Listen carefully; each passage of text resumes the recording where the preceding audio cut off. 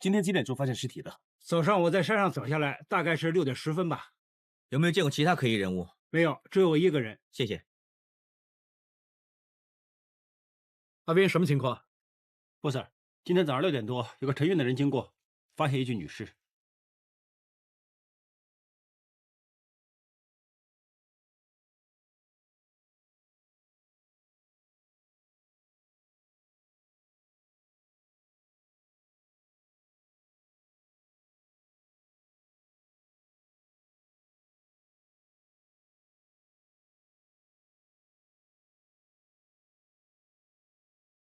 凶手可能另有其人，可能是一个变态杀手，又或者他就在我们附近，这样会触动他的神经线，也会很危险。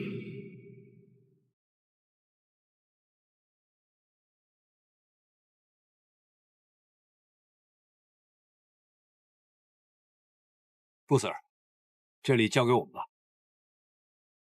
我没事，大家做事。是，不，Sir。加鲁阿赞，去附近找村民问一问。 Yes, madam. Yes, madam。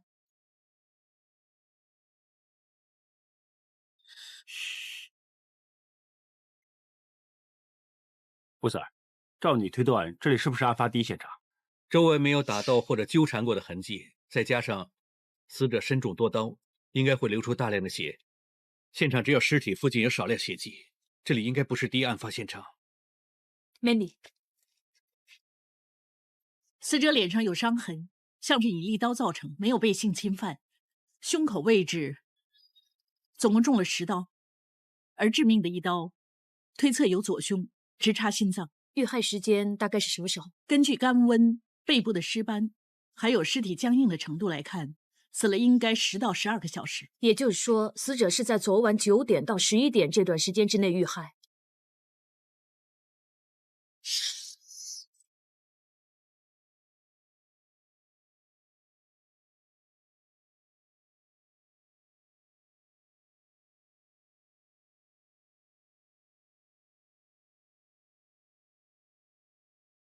Madam，刚解剖完，怎么样？死者的致命伤是不是跟你在现场初步检验结果一样，是被刀直插心脏而死？我们在死者的胸口发现总共有10处刀伤，其中一刀刺穿了第3和第4节肋骨，进入左胸肌，再穿过左心室，导致身体内部大量出血致死。另外，我们发现死者的右边大腿上也有刀伤，而且伤口的深度有2英寸深。相信凶徒首先要死者失去活动能力，不让他逃跑，然后再用封箱胶带封住他的嘴，让他没办法呼叫求救。另外，我们发现死者的右手也有被紧紧握住的淤痕，推断当时凶徒应该是坐在死者的身上，用左手用力压住他的右手，然后自己右手拿刀在他的脸上画了2个叉叉。凶手是先划伤死者的脸，再插送胸口。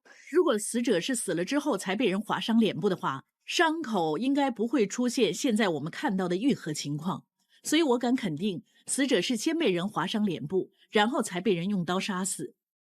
其实伊娃的死状跟行凶者的行为真的跟30年前我妈咪遇害的情况一模一样。然后我们另外也发现，死者脚掌的2侧脚趾还有脚跟部位都有被用力挤压、受到磨损的迹象，就像穿了不合脚的鞋，因为太小，所以皮肤有受压还有受损的情况。而且根据伤痕的红肿情况看，应该是死了之后才造成。你意思是伊娃死了之后才被人硬穿上一双尺码比较小的鞋？没错，我妈咪当时也是被凶徒杀死了之后换上了一双高跟鞋。不过有一点不同，是什么？我妈咪死的时候10根手指擦了白色的指甲油，虽然伊娃今天的指甲上也是白色的，不过很明显不是一般女性擦的指甲油。我们已经取得样本，准备拿去法证化验，看看是什么物质。虽然如此，伊娃跟你妈咪的死确实有很多共同点，是吗？尤其是这个凶徒要看着受害者先被毁容，看着他们很痛苦的样子，然后才用刀杀死他们。这种行为反映出是很变态的心理，所以这个人是一个极度变态的危险人物。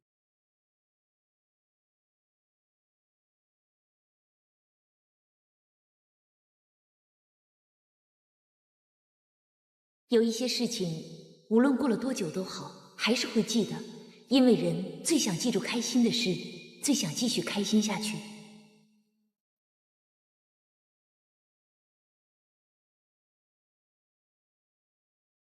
开心或不开心都好，都可以砥砺掉，重新 save， 从头再来。这个小 fans 现在梦醒了，他很想要回家。朱小姐住在这里有1个月了，她人很好，很有礼貌。有没有留意她平时会跟什么人在一起？我看她平时就算去餐厅吃早餐都是1个人。我想要你们这个月酒店的闭路电视记录，而且想知道昨天死者几点钟离开酒店的。大约下午6点。有没有空出来喝杯东西？为什么你这么清楚？因为昨天有个旅行团的班机晚到了，他们6点钟才来登记入住，所以大厅很多人，比较乱。我看到周小姐准备出去的时候，却被行李撞到，就马上走过去跟她说声不好意思，所以我记得很清楚。我想去大厅问问其他人。好的，我顺便把录影带拿给你们。谢谢。不客气。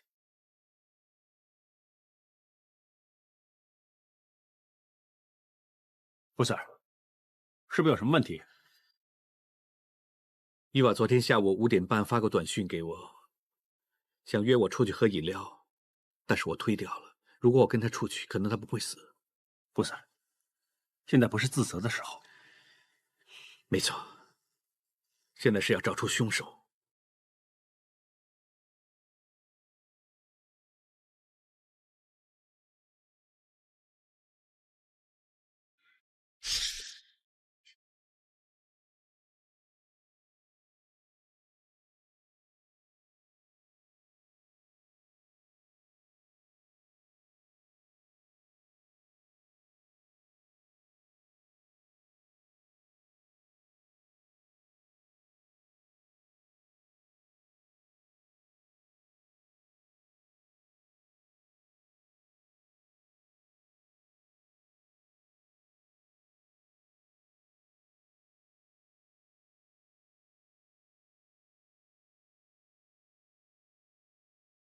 阿琴，联络过程教署，说我们要见谭成勇了吗？阿赞在讲电话，谢谢。没的，谭成勇早上在监牢病发，送到医院已经去世了。去世了，正打算过去找他呢。这案件真邪门啊！谭成勇才刚找伊娃帮忙，伊娃马上就死，现在自己也死了。谁死了？谭成勇病发去世了。科技罪案组的报告出来了吗？在这儿。他们查过伊娃电脑，里面都是他写专栏的档案，还有所有案件的资料。我看过了，没什么发现。但是看得出伊娃很厉害，连曼妮父母遇害的地点大田澳村收地新闻也找出来了。果然是滴水不漏，连小细节都不放过。他工作认真是出了名的，手机最后一个通话记录也是打去报馆。时间是几点几分？下午5点40分。布 Sir 曾经提过，伊法在案发当天下午5点半发过短信约布 Sir 出去喝饮料，不过布 Sir 推掉了。之后伊法应该继续用电脑。那个元朗大田澳村收地的新闻档案是在下午5点42分存档的，可能他看到那个新闻跟案件有关，所以打电话去报馆。那则新闻是说发展商用天价游说，有住户无动于衷，但是怎么也联想不到跟30年前的劫杀案有什么关系。我们去报馆一趟，也许能找到答案。赵国志，报馆副总编，两位请坐。总编有事请假，就我暂时负责伊娃的专栏。想不到还没正式跟他合作，他就出事了。赵先生，请问案发当天下午5点40分，你是不是跟伊娃通过电话？是的。他跟你说了什么？他通知我要晚一点才交稿，我问他迟交的原因，要不要帮忙，他说不需要，只是要找更多资料，让这份稿的内容能更充实一点。我这里还有几份他还没登出的稿，可以给你们看。伊娃死了，真的很可惜，他写的稿都在这里，希望可以帮到你们。谢谢你。之前伊娃一直担心华总会派人对付他，我们调查过华总那边。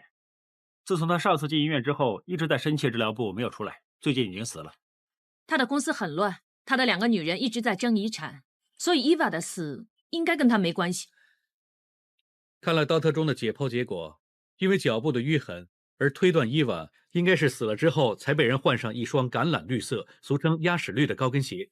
这一点我认同，因为根据我对伊娃的了解，他是一个不喜欢受拘束的人，所以他买鞋习惯买大半个码。而且当天他衣服的颜色跟那双鞋的橄榄绿色根本不配，那双鞋的颜色和质地，甚至是款式，都完全不合伊娃的品味。说实话，那鞋的款式已经不流行了，比较像是30年前的款式。布 Sir， 你们那边还有什么发现？死者的指甲上面擦的白色漆状物质，成分有颜料、树脂、催干剂和防固剂，这是装修油墙用的乳胶漆。我们还在死者穿的牛仔裤的右边裤腿发现沾着一些灰黑色的泥土，已经验出是稀酸盐水泥，就是一般俗称的阴泥 （cement）。我拿了尸体周围还有案发现场周围的泥土样本，全都没有发现英泥的成分。有英泥，有乳胶漆，难道第一案发现场是一个装修工厂，或者凶手是一个装修师傅？不管是什么身份，总之那个凶手很变态，杀人以后帮死人擦指甲油，还把乳胶漆当成指甲油。有可能这个凶手有着变态的心理，他喜欢针对擦了白色指甲油的女人。奇怪的是，伊娃本身没有擦指甲油，是死了之后才被人在指甲上擦了白色的油漆。到底这个凶手杀伊娃的动机是什么？凶手是有预谋杀伊娃的，之前有注意他的事情，可能看到他的专栏提到你妈咪的案件，他模仿杀人的手法。整件事可以说是由专栏而起。谭成勇在监狱看到那专栏之后，觉得伊娃可以帮他澄清不是杀死 Mandy 妈咪的凶手。如果他不找伊娃，伊娃就不会死。到底是布 Sir 刚才说的凶手只是模仿30年前的杀人手法去杀人呢，还是30年前的凶手要再出现呢？我觉得两者都有可能。可惜谭成勇已经死了，我们没办法问到当年的情形。谭成勇不是最清楚的人。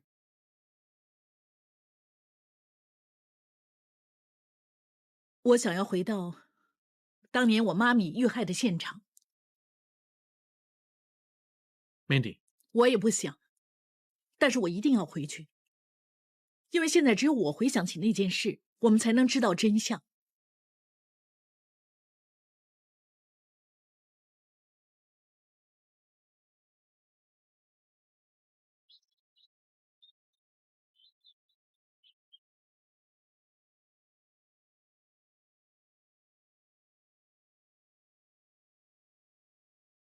30年前，你爹地妈咪在这里遇害之后，房子一直租不出去，也卖不出去，结果空置到现在，房东只是偶尔叫佣人来打扫一下，所以应该还保持着30年前的样子。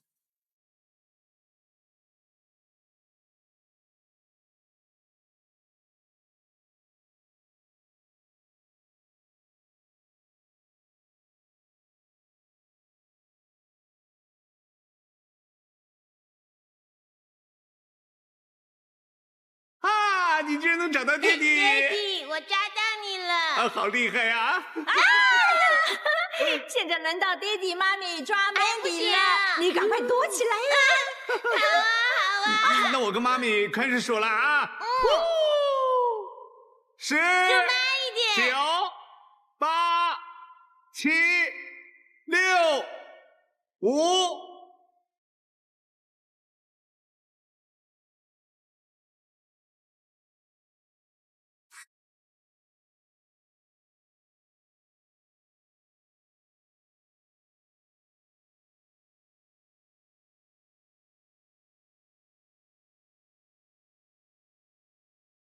4、3、2、1，看看星星躲在哪里？爹地很快就会找到你了。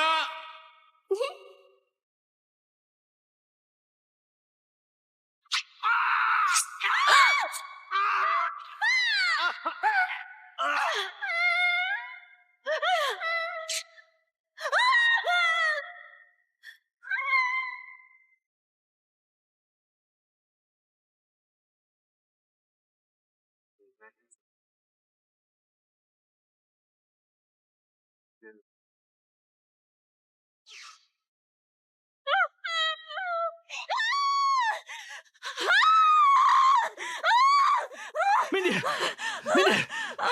没事，没事，没事。那个变态杀手，他的腿有静脉曲张，很严重的静脉曲张。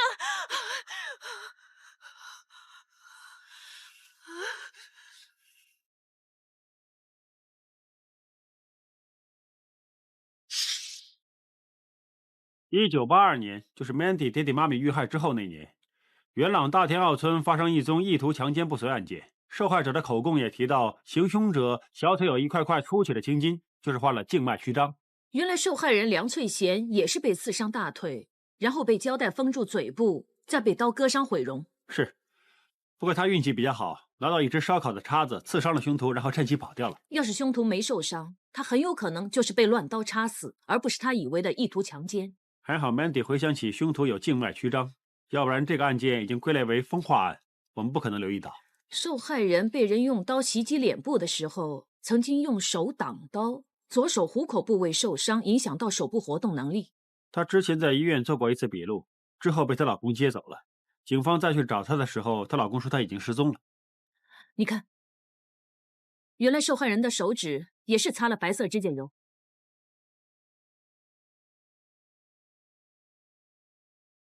看来我们要再去找她老公了。